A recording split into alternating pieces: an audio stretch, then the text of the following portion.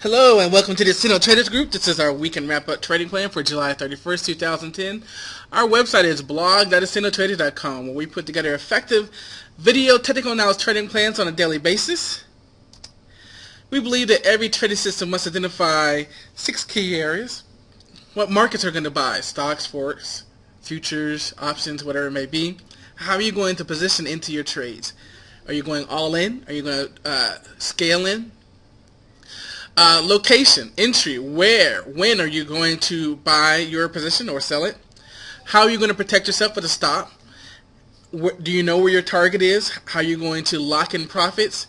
And finally, the tactics, the triggers. What are going to be the actual final trigger that you're looking for to get into your position?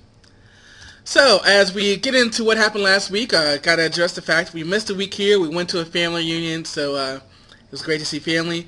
But we're back, but we're still in a little turmoil a little bit. We got some new computers and trying to get everything upgraded from old Microsoft products and new products. You can see normally I've got animation going on, but we don't have that for today. So at this point, I just want to get the video up and we'll get everything solved for next week. So when we look at last week, we can see that the market basically was up fractionally. Dow 47, S&P up 6/8 of a points, and the Nasdaq up almost 10 points. And on some of our markets, you can see the Dow has made it up for the year fractionally, yet the S&P and the Nasdaq still are down for the year. However, we can say that July was a positive month for the markets. The S&P advanced almost 7%. This is largely due because the second quarter earnings were better than expected. I believe over 3/4 of the earnings so far have met or exceeded, and more importantly have given positive guidance for the rest of the year. But we still have the looming 200 moving average. That's certainly a psychological barrier and a point of interest. We had no overseas news that kind of drove the market this week. It was, again, more about economic and earnings. We ended the week with Q2 GDP. It came in a little bit lower than expected. It came in on consensus, which is about 2.4. However, at the beginning of July, going back 6 months into 6 weeks going into June, we were looking for 3% or more. And so, although it came in at consensus, it was lower than what people were looking for. Also this week we had the St. Louis Fed President issued a paper talking about deflation and whether or not we're going to enter a Japan-style deflation, and I believe that was like a 10 to 15 year problem for Japan. And again, as you can see, over 2/3 of our S&P companies reported their results for earnings, most of them being good. A ton more coming out this week, although nothing really of importance. We've gotten through our big banks and our big NASDAQ companies. So as we go on to next week, we can see on Wednesday we have AD employment. Will it be a precursor to Friday's non-farm payroll? That will probably be the big movers of the first week here in August. So going into Monday, nothing big on the economic. We do have Lowe's before the market opens. They may say something about the consumer that may move the market. I doubt it. MasterCard also can put some statements out there about the consumer that could move the market. Let's go to the charts. As we head to the charts, we want to remind everybody that we are on Facebook. We know there's so many people there. So we've got a nice page there, Accendo Traders. It's a page, Accendo Traders. And if you want to keep up to date with all of our blog posts and all of our videos, we're going to kind of make this a central location. Of course, you can go to our blog. But we are on Facebook. For those of you who are already patron the website, you can look for us there to get updated information on Accendo Traders. So as we look at the charts, we have the S&P 500 using a daily chart, and we can see, let's focus in on our downtrend that started here in April, and it was our resistance. Until the last 2 weeks, we did break above that right here in this area. And then we have two other key areas we need to look at. We have the 1120 area. This has been our resistance. You can see as we approached it here in June, we tested it and came back, also the 50 moving average. We came down and we came back here once again and tested it, kind of an air kiss, and we appear to be failing. The other thing to notice is our support level here at 10,040.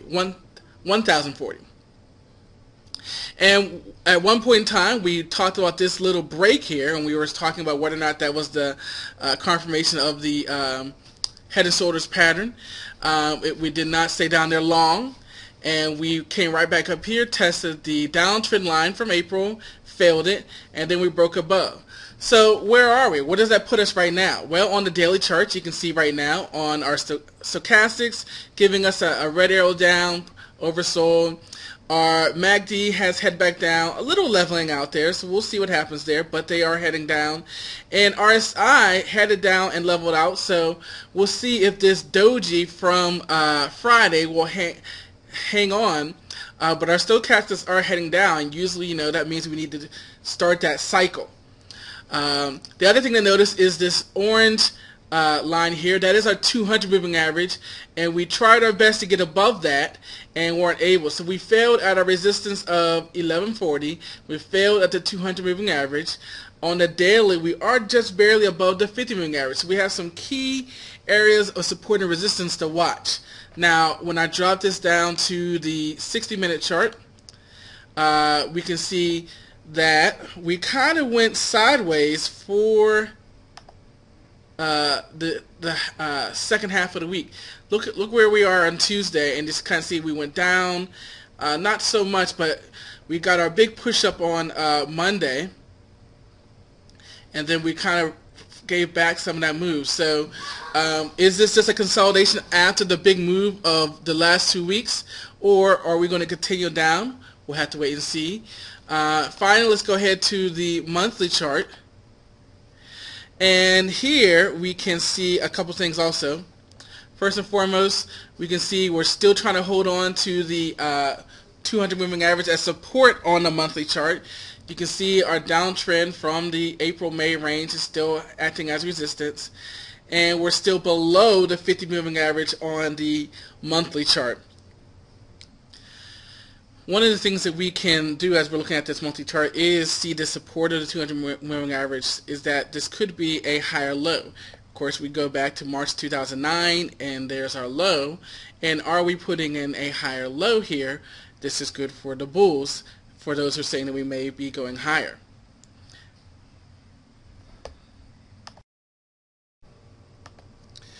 As we move on to the education portion of our video, we're using the book Trade Your Way to Financial Freedom by Dr. Van Tharp. And we're on Chapter 4, Steps to Developing a System. And the first step to that is taking an inventory. You know, looking inward and finding out what skills you bring to the table.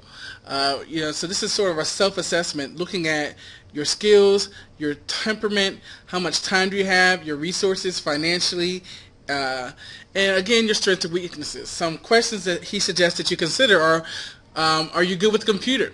Especially if you're going to be talking about day trading or, you know, something that requires you to be active in watching the position. Certainly you want to be either good with computer or very good with your cell phone so you can call a broker. How much capital you have. You know, depending on your capital will maybe eliminate some of the strategies, investment vehicles for you.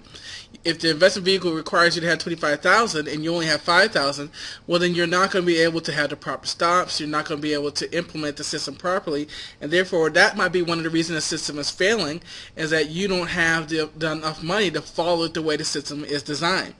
Are you good with math? You know, how can you tolerate a loss? You know, the psychology of trading. We talk about that so often here at Accendo Traders about the importance of being able to handle a loss. What are your time constraints? Again, do you have a full-time job? You know, for when I was trading in the beginning, I was a full-time teacher and a realtor. What markets you consider? This also kind of ties in with the capital. Again, based upon the capital, you may choose a different market so that you can maximize the leverage of your money. So, you guys know about our partners. We got a great futures trading room, 88% on the room calls using 3 to 6 contracts. We got the results right there for you for Monday, Tuesday, and Wednesday. Results are not guaranteed. Futures is not for everybody. You can't lose all your money. But they do have a great promotion right now. You can get $100 off if you sign up through our link here, or you can try a 5-day trial and see if you like it. everybody comes in there certainly sees how great of a room call he is, certainly with that 88% success rate. And if you're going to be trading futures, we got a great E-mini broker for you. And if you sign up through us, you can get 20 free contracts. We have a charting platform and a futures trading plan for you to center also, which again is going to be updated probably in the next 2 days here with some great new turnkey future trading system.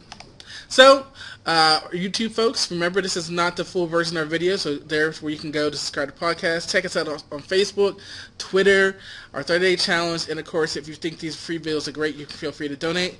I'll see you guys next time.